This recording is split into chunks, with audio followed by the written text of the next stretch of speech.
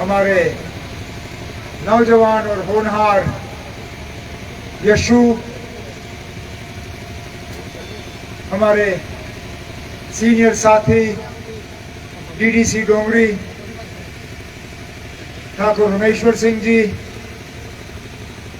National conference के यहाँ सबसे सीनियर साथी और लीडर जनाब विपिन पाल शर्मा साहब, कालाकोट म्यूनसिपैलिटी के साबिक प्रेसिडेंट जनाब विजय सूरी साहब, हमारे डिस्ट्रिक्ट प्रेसिडेंट अशोक शर्मा साहब, कांग्रेस के सीनियर लीडर जनाब प्रोफेसर वकार साहब, यहाँ पे नेशनल कॉन्फ्रेंस और कांग्रेस के आए हुए तमाम ओहदेदारान, इस बड़े से जलसे में शमूलियत करते हुए मेरे भाइयों बहनों बुजुर्गों नौजवान साथियों, आप सबको मेरे तरफ से आदाब, अस्सलाम वालेकुम और सत श्री अकाल।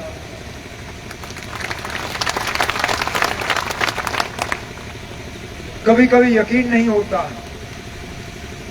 कि 10 साल का अरसा गुजर गया है, जबकि मैं यहीं पे खड़े होके 2014 में अपने साथी और यशु के वालिद साहब के लिए यहाँ खड़े होके वोट मांग रहा था। रशपाल सिंह साहब ने उस वक्त तो सिर्फ कालाकोट था, कालाकोट की खिदमत की, कालाकोट के लोगों की नुमाइंदगी की, और जब तक वो यहाँ थे हमें इस बात की परवाह नहीं थी कि आपके लिए बात कौन करेगा, कौन लड़ेगा, कौन आपके हकूक जो है हासिल करेगा, क्योंकि हमें मालूम था कि रशपाल के रहते रहते आपकी आवाज़ कभी कमज़ोर नहीं होगी, रशपाल के रहते रहते आपके हकूक के लिए जो है आवाज़ उठाई जाएगी और आपके काम होते रहेंगे। लेकिन भगवान को उनका और हमारे दरमियान रहना जो है कबूल नहीं था। कल उनके यहाँ हमारे बीच में से जाने का 4था साल जो है वो मुकम्मल होगा, लेकिन आज भी ऐसा लगता है कि वो हमारे दरमियान है। और यशु को उनके कदमों पे चलते हुए, उनका मिशन पूरा करने की कोशिश करते हुए आज मुझे कम से कम इस बात का एहसास है कि कालाकोट सुंदरबनी के लोग जो हैं, आप अकेले नहीं होंगे, आपके मुतालबे जो हैं, आपके मुतालबे नहीं रहेंगे, आपके मुश्किलात नहीं रहेंगे। यशु, इनकी तमाम टीम, इनके साथी जो हैं दिन रात मेहनत करके आपकी नुमाइंदगी, आपकी खिदमत और आपके मुतालबे जो हैं वो हल करके रहेंगे। इस 10 साल के अरसे में जहां 4 साल पहले हमें रशपाल को खोया, उस बात का तो हमें दुख है, एहसास है, लेकिन इस 10 साल के अरसे में जम्मू कश्मीर ने भी बहुत कुछ खोया। जम्मू कश्मीर वो जम्मू कश्मीर रहा नहीं जो जम्मू कश्मीर इससे 10 साल पहले था। जम्मू कश्मीर के नक्शे को देखें, वो नक्शा नहीं है। जम्मू कश्मीर का जो रिश्ता बाकी मुल्क के साथ था वो रिश्ता नहीं है। जम्मू कश्मीर एक रियासत थी, वो रियासत नहीं है। जम्मू कश्मीर के साथ लद्दाख जुड़ा हुआ था, आज लद्दाख हमारा हिस्सा नहीं है। और इसके बरक्स हमें बहुत कुछ कहा गया था, बहुत वादे किए गए थे, बहुत यकीन दिलाए गए थे। हमें कहा गया था कि हमारी तरक्की में रुकावट अगर है तो 370 है। हमें कहा गया था कि हमारे बच्चों के रोजगार में अगर कोई रुकावट है वो 370 है। हमें कहा गया था कि हमारे बिजली के निज़ाम को बेहतर बनाने में अगर रुकावट है वो 370 है। हमें कहा गया था कि हमें साफ पीने का पानी नहीं मिलता क्योंकि 370 है। हमें कहा गया था कि यहाँ ये माइन चल नहीं सकता क्योंकि 370 के वजह से कोई और यहाँ आके इस पे काम करना नहीं चाहता। हमें कहा गया था कि कालाकोट सुंदरबनी में नई नई फैक्ट्रियां खुलती, नए नए उद्योगपति आते, टाटा बिरला जैसे लोग आके यहाँ फैक्ट्री लगाते, लेकिन उनके काम में रुकावट सिर्फ ये 370 है।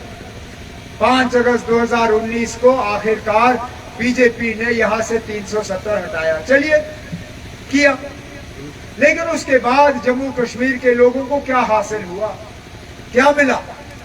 अगर कि 370 इन सब चीजों में एक रुकावट के तौर पे बनी हुई थी, इसको हटाने के बाद अगर वो रुकावट हटाई गई तो खुदारा हमें बताइए ना, कालाकोट सुंदरबनी के लोगों ने 5 अगस्त 2019 के बाद क्या तरक्की हासिल की? बेरोजगार नौजवान आज भी बेरोजगार, हमारे डेली वेजर आज भी डेली वेजर, हमारे आशा वर्कर आज भी आशा वर्कर, हमारे स्कूलों में जो खाना बनाने का काम करते हैं मिड डे मील की स्कीम के तहत, जिनको महीने के सिर्फ 1000 रुपए मिलते हैं, वो 1000 रुपए भी वक्त पे नहीं मिलते। कभी 6 महीने 8 महीने उनको इंतजार करना पड़ता है, तब जाके इनको पैसे मिलते हैं। हमारे गुजर बकरवाल भाइयों को अभी भी जंगलों पे जो हक मिलना चाहिए था नहीं मिलता। आज बिजली का निजाम जो है वो आपके सामने है, साफ पीने का पानी मुहैया नहीं। यहाँ सुंदरबनी के लोगों ने अपने लिए असेंबली की कॉन्स्टिट्यूएंसी मांगी थी, ठीक है ना, हम उस हद तक जा नहीं सके थे अपनी हुकूमत पे। हमने तहसीलें दी, हमने नियाबत बनाए, हमने ब्लॉक बनाए, हमने और काम किए, असेंबली कॉन्स्टिट्यूएंसी बनाने की ताकत हमारे पास थी नहीं। लेकिन ये जो बीजेपी वाले हैं, खुदारा इनसे पूछिए ना, ताकत तो इनके पास थी, हुकूमत दिल्ली में इनकी थी, डिलिमिटेशन कमीशन इनके हाथों बनी। आखिरकार मसला इससे हल नहीं होता कि आपने सुंदरबनी को नौशहरा से अलग करके कालाकोट के साथ जोड़ दिया तो सुंदरबनी के मसले हल हो गए, कहाँ हुए? लेकिन मैं आपको यकीन दिलाता हूं, जिस तरह ठाकुर साहब ने, यशु ने अपनी तकरीरों में आपको कहा, 2024 में 26 में दोबारा डिलिमिटेशन कमीशन जो है बिठाई जाएगी और उस वक्त इंशाल्लाह ऊपर वाले ने चाहा तो हम सुंदरबनी को अपना असेंबली हल्का दे देंगे, ताकि आपका अपना एमएलए हो, आपका अपना नुमाइंदा हो और आपके मुतालबे हल हो। लेकिन तब तक मैं सुंदरबनी के लोगों को यकीन दिलाता हूं कि आप इस नौजवान को यहां से जितवा के कामयाब करें। ये दिन रात सुंदरबनी के लोगों की मेहनत करके आपके मुश्किलात और आपके मुतालबे हल करेगा, क्योंकि मुतालबों की कमी नहीं है, परेशानियों की कमी नहीं है। यहां रोजगार के हवाले से बात हुई, मुझे वो दिन याद है जब हमारी हुकूमत थी, जब हम इन दूर दराज इलाकों में इसी तरह हेलीकॉप्टर के जरिए पुलिस के डीजी साहब को भेजा करते थे। डीजी साहब के तरफ से वहां स्पेशल भर्ती का कैंप लगता था, नौजवानों की जो है लाइन लगती थी। वहां पे अगर उनका छाती बराबर, कद बराबर, तो डीजी साहब मौके पे जो है दस्तखत करके नौजवानों को पुलिस में दाखिल किया करते थे।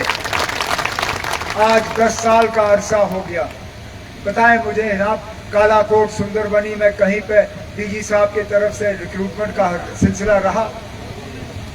यहाँ कालाकोट सुंदरबनी से लोग फौज में जाते थे। इन बीजेपी वालों के जरिए जो अग्निवीर का स्कीम बना, उस अग्निवीर के तहत आज नौजवान फौज में जाने के लिए भी तैयार नहीं है, वो सिलसिला भी बंद। सरकारी मुलाजमत के लिस्ट आज निकलते नहीं, जब निकलते हैं तो उनमें धांधली का इल्जाम होता है, इल्जाम के बाद उन लिस्टों को रद्द किया जाता है और मेरे नौजवान जो है बेरोजगार रह जाते हैं। हमने अपने मंशूर में वादा किया है कि अगर आपके वोटों से यशु कामयाब हुआ, अगर आपकी दुआओं से, प्रार्थनाओं से 8 अक्टूबर के बाद नेशनल कॉन्फ्रेंस की हुकूमत बनी, तो हम पहले महीनों के अंदर अंदर जम्मू कश्मीर में 1 लाख सरकारी मुलाजिम जो है लगाने का काम करेंगे। हम दोबारा इन दूर दराज इलाकों में डीजी साहब को भेज के यहाँ डायरेक्ट भर्ती जो है पुलिस में कराने का काम शुरू करेंगे।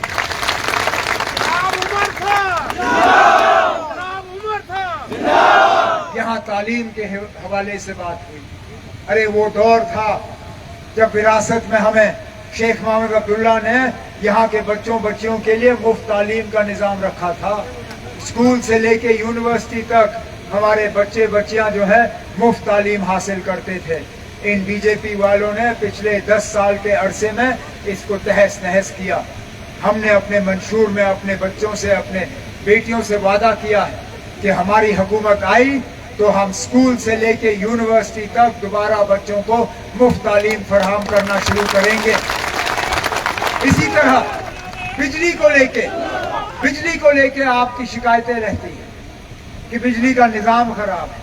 यहाँ 8-8, 10-10, 12-12 घंटे बिजली का कट रहता है, लेकिन बिजली का बिल हर महीने आपके घर तक पहुंचा दिया जाता है।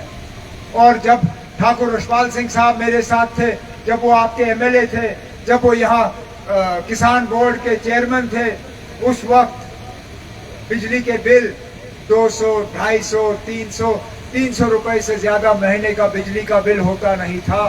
आज देहात के इलाकों में भी महीने का बिजली का बिल 1700, 1800 रुपए, उससे कम बिजली बिल आता नहीं है। महंगाई की वजह से लोगों की कमरें टूटी हैं। हमने अपने मंशूर में आपसे वादा किया है कि हमारी हुकूमत आएगी तो हम आपको 200 यूनिट मुफ्त बिजली फराहम करना शुरू करेंगे, ताकि कम से कम इस बिजली का जो आपके ऊपर दबाव बना हुआ है वो कम हो जाए।